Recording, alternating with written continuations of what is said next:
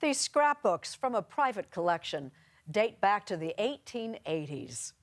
Today, plenty of people still love to cut and paste, moms in particular. Jennifer Mayerle of our CBS station, WCCO in Minneapolis, makes some introductions. We're looking at a little scrapbook that I made when my grandson was first born. A quick look around this house says it all.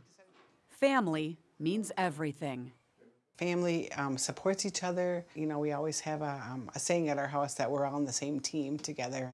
Linda Kleppe and her husband Glenn raised their 6 kids in Pine City, Minnesota, north of Minneapolis.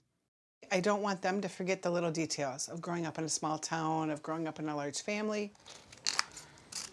So she makes scrapbooks by the dozens. Did a lot of journaling of the different things we looked for. Books full of memories. That was a fun month. That she hopes her children, like daughter Katie, will appreciate someday. And from buttons and bows to fancy paper, she gets most of her supplies here, the Pine City Scrapbooking store. So, Marnie, it seems like you have something for everyone here in the store. We try. Yeah. Marnie Stelz is the owner. Cardstock, pattern papers, stickers, everything. The store doubles as a retreat.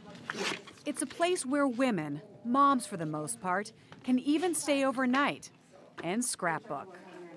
We're not in a rush to get to work, to get the kids out the door. It's be comfortable all weekend, be creative all weekend. I think he probably made this after he came home. Okay. The inspiration for the shop comes from a place close to Marnie's heart. I can't even imagine. He was so young in that picture.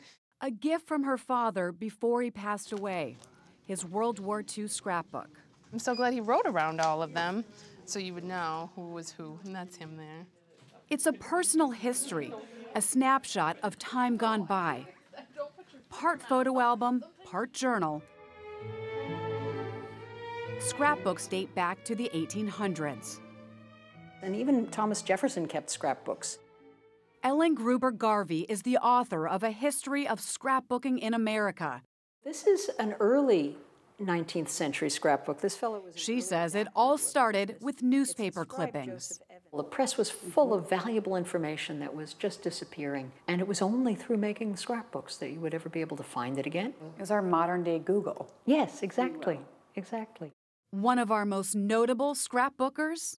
Well, Mark Twain is a real standout because he not only kept scrapbooks, but he invented one.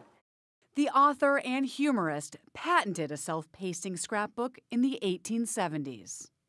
That meant that instead of having to get out the glue pot and maybe heat the glue, animal glue, you could use a Mark Twain scrapbook which had gummed strips on the pages. As scrapbooking grew in popularity, so a lot of his are about historical figures, and a lot it came to be a true historical resource. Who is Alexander Gumby? Alexander Gumby was born into poverty in the 1880s. He worked in the lunchroom at Columbia. He was a cafeteria worker.